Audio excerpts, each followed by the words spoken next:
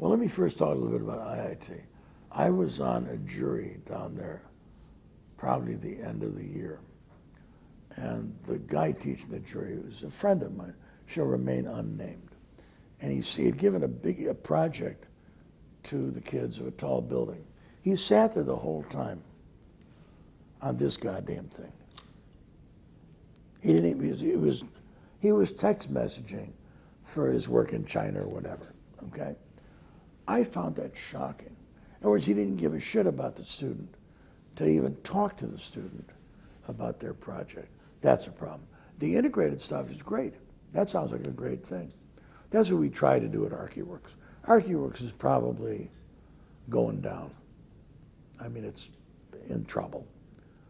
But it was a good idea. I mean, everything lasts for a time. Nothing is forever. Everything is a metaphor of life and death. Ultimately, it all fails. But it was a very good idea at the time. It was needed, which is to say, architecture in the context of social cause. Does that mean that you didn't get low-cost housing projects in school? Not at all. University of Illinois Champaign-Urbana was fabulous at giving those kinds of projects all the time. But did that stuff, the innovative stuff, find its way into practice? Not really. It took Sam Mockbee and a variety of others and ArchiWorks to sort of bring attention to such a thing. So, you know, I grant you, we're practicing in a free-based capitalist society, but I also have to pay rent, and I also have to pay employees, etc. But that's of no interest to me. I mean, we pay the employees, we pay rent, but that's a byproduct of what we do. That's not the reason what we do. I'm not getting work to keep a payroll up. I mean, yes, we're down. We were always forever, it seems, 10 people. We're now 7. But I didn't lay those people off. People attrit. They leave for other reasons. But in this tough time, I never replaced them. But we were always 10. So I've never, I mean, sure, we have to meet the payroll. But I've never, it's been now, thank God, 40 years since I've had to borrow money, etc.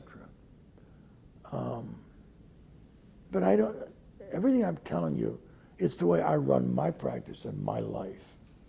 I'm not saying you should do it, but I do think if you ought to teach. And if you teach, you need to think about an ethical pursuit in the vehicle of your work, how you come to such things.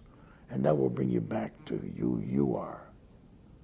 And when you dig down deep inside who you really are, when you look in the mirror every morning, who are you really? Only you know who you are.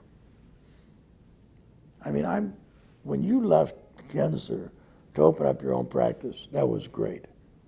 I remember many years ago, it's got to be, Christ, almost 50 years ago, I had a kid in the office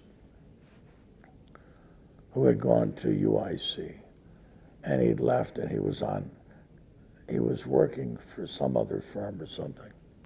And he called me up and said, "Can I sit down with you?" I said, "Sure." He came in the office. And you know, students and teachers are like parents and children. I knew pretty well what he was going to say. He basically said, "What are the chances?" I knew what he meant. And what are the chances he would survive if he opened up his own practice? I said, "Well, if you're willing to work 18 hours a day, do whatever is needed, 5%. And he left and opened up his own practice. And he's still in practice today. In other words, it took a certain amount of courage. This is a field, it's another thing that isn't talked about very often. It's about bravery. I mean, saying no to a client ain't easy. Try it sometime. Say no and still get it built. That's what good design is, saying no and still getting it built. So it takes a certain amount of courage. So I admire you doing it, for sure.